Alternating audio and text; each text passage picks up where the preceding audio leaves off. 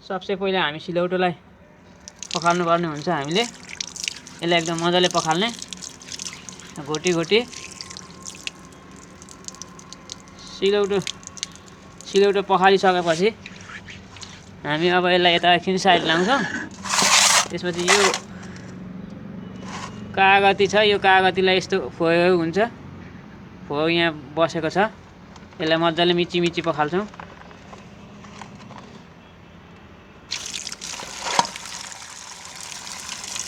यसलाई पहिले पानी भरिसक्छौँ, त्यसपछि अनि यसलाई यसै एक एकवटा गर्दै मिची मिची पखाल्छौँ।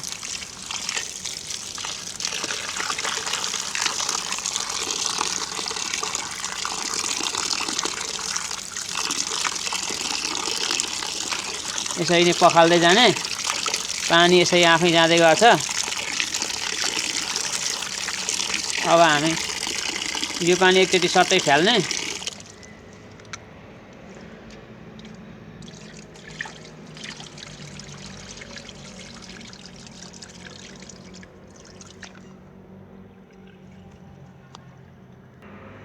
अब हामी यहाँ पानी सट्टै फ्यालिसक्यौँ, पखाल्यो। अब यसमा फेरि हामी पानी भर्छौँ।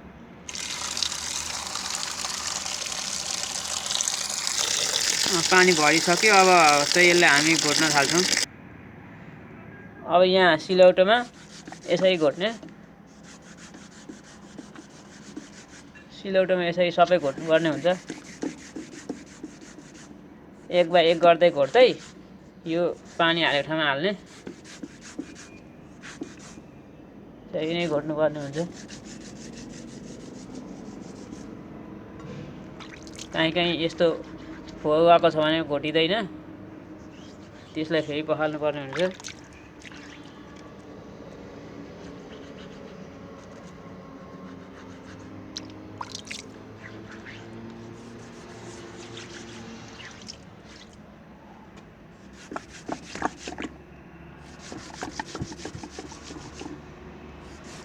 यसरी नै घोट्ने।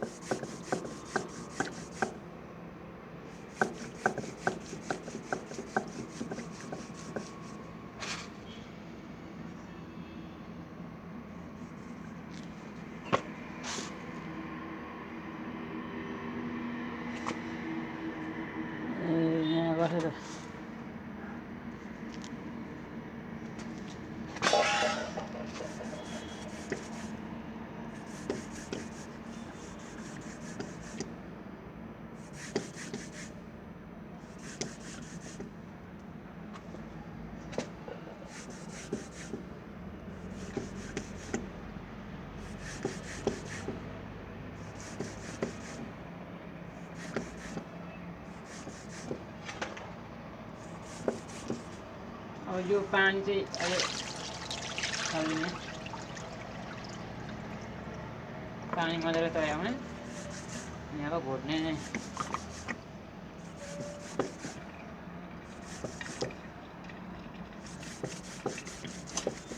यो जुन देखिरहनु भएको छ यो चाहिँ यो कागतीको बोक्रा आएको घोटेपछि यसरी नै घोट्नुपर्ने हुन्छ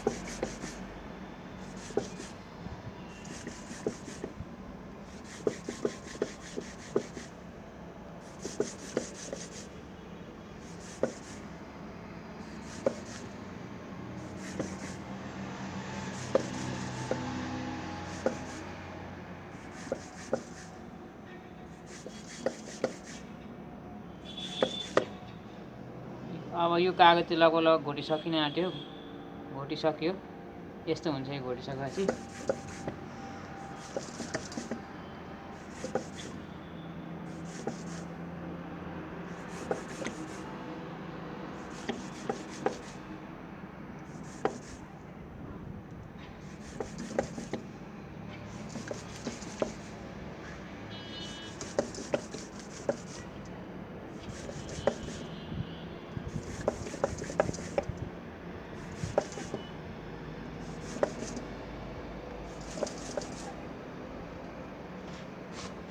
यो कागती चाहिँ अब यो घोटिसक्यो खासमा चाहिँ यो किन घोटेको भनेदेखि अब यसलाई बोक्रै सुधा हाल्दा पनि हुन्थ्यो त यो यति गएर घोटिसकेपछि चाहिँ नुन मजाले पस्ने हुनाले छिटो पाक्छ मजाले त्यही भएर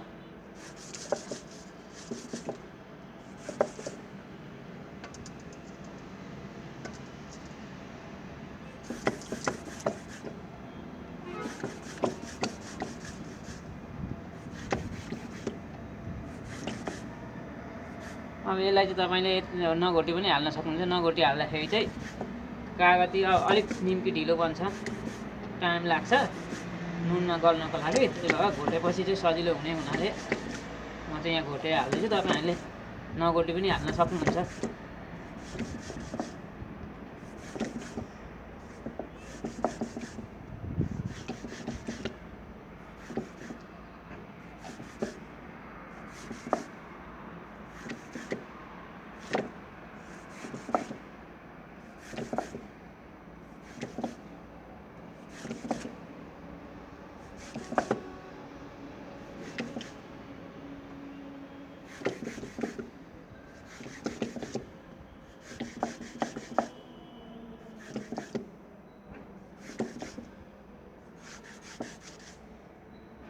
यो अब यहाँ चाहिँ ज्यादा भइसक्यो त्यही भएर घोट्न अप्ठ्यारो भइरहेको छ अब यसलाई चाहिँ फेरि पखाल्नु पर्ने हुन्छ सिलौटोलाई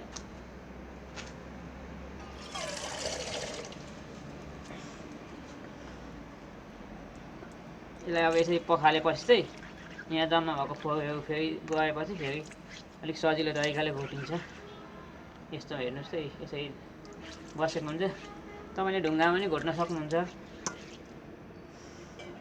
त्यसपछि फेरि घोट्नु पर्छ त्यही नै हो घोट्ने कन्टिन्यू यसरी नै सबै घोटिसक्ने हो यो आफूले कति हाल्नको लागि तयार रेडी गर्नुभएको छ कागती त्यही अनुसार घोट्दै जाने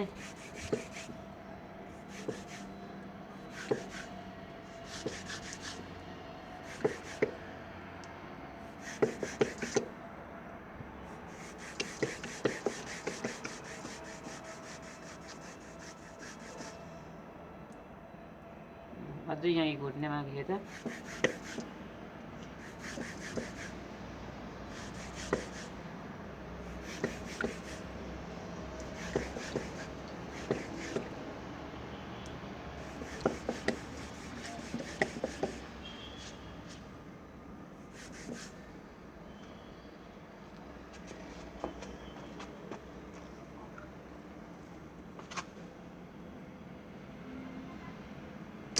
अब यो कागती घोटिसक्यो अब यसलाई चाहिँ निकै मजाले पखाल्नु पर्ने हुन्छ किनभनेदेखि यसमा जति पनि त्यो टाँसिएको हुन्छ नि फोहोर घोट्नुन्जेलमा त्यही भएर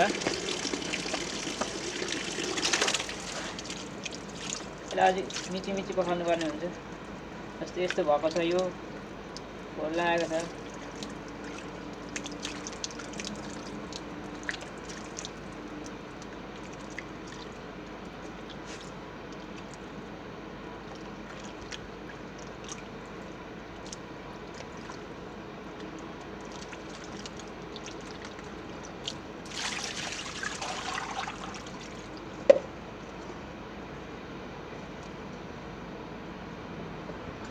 अझै यसलाई अब 1 पानी भयो, अझै कम्ती अनि 1 पानी अथवा 2 पानी चाहिँ पखाल्नै पर्ने हुन्छ यसलाई चाहिँ मिठी मिठी। जति पनि यहाँ काईहरू लेउहरू लगाएको छ, कोहरू लगाएको छ, एकदम मजाले सफा बनाएर पखाल्नु पर्ने हुन्छ।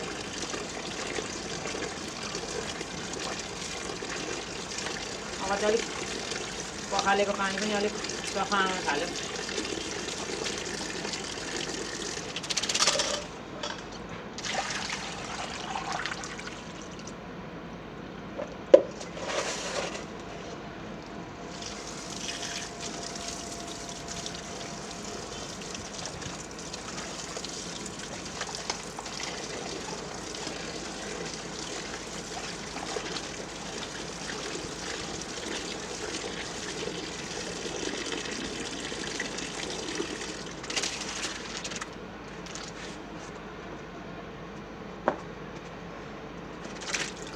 यसलाई चाहिँ अब चाहिँ लगभग पानी पनि सफा भयो, कागती पनि मजाले सफा भइसकेको छ। अब चाहिँ यसलाई पानी चढाउने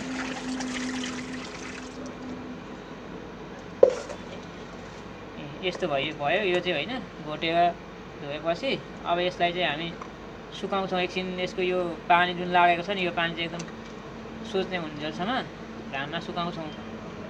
पानी मजाले तैरिन्छ, सोचिसक्छ घामले।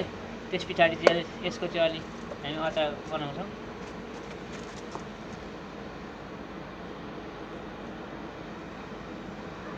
यसै मैले चाहिँ यो नाङ्लोमा सुकाएको छु। तपाईँहरूले अब केहीमा पनि सुकाउन सक्नुहुन्छ, जस्तो तिर्पल सफा खालको प्लास्टिक छ भने पनि हुन्छ। यतापट्टि चाहिँ अब यसैको लागि निम्कीको लागि सिसा चाहिँ एकदम मजाले बोतल सफा गरेर सुकाइरहेको छु।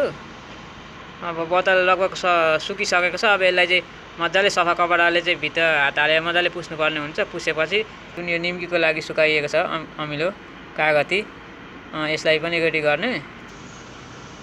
यो चाहिँ सुकाएको ठाउँमा चाहिँ अब मजाले घाम लागेर चाहिँ यो हल्का ओइली पनि भइसक्यो। त्यसपछि पानी पनि सबै सुक्यो। अब चाहिँ यसलाई हामी सफा कपडाले पुस्नुको कारण चाहिँ कुनै धुलो मैलोहरू उडेर टाँसिएको छ कि भने हो। यसलाई चाहिँ अब यहाँ भित्र अलिक मिलाएर नुन चारैतिर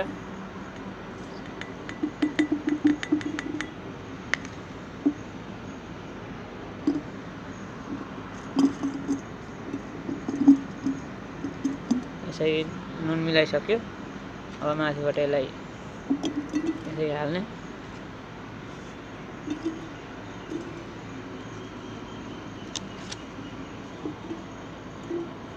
यहाँभन्दा माथिबाट फेरि नुन,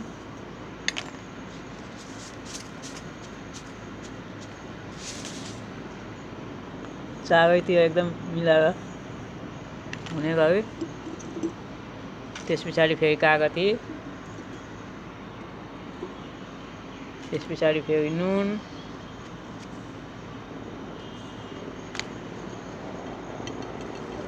यता अलिक भएन है, यसरी हल्लाई एकदम मिलाउनुपर्छ, हल्लाउँदै मिलाउँदै।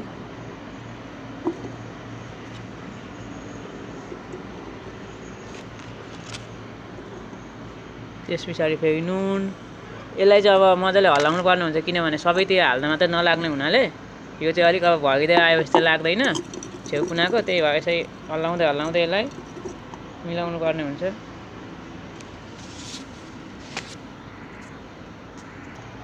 यसलाई चाहिँ यसै अलिक मजाले हल्लाउनु पर्ने हुन्छ, किनभने तलैदेखि अब माथिसम्म आइसक्यो। यसलाई अलिक हल्लाएर छेउ कुना मजाले मिल्छ नुन।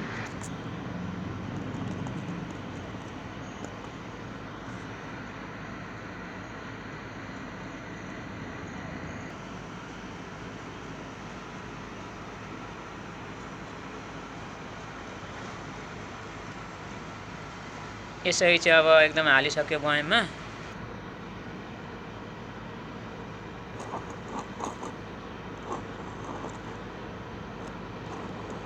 यसरी चाहिँ हेर्नुहोस् त, घुमाइ सबैतिर हल्लाएर चाहिँ नुन भइसक्यो। अब एकदम यो चाहिँ तयार भयो निम्की बन्नको लागि। यो चाहिँ अब बन्नको लागि तपाईँको अलिक टाइम लाग्छ। पछि 1-2 वर्षसम्म खानुहुन्छ। यत्तिकै बयममा हालेर राखेपछि यो एकदम निम्की हुन्छ।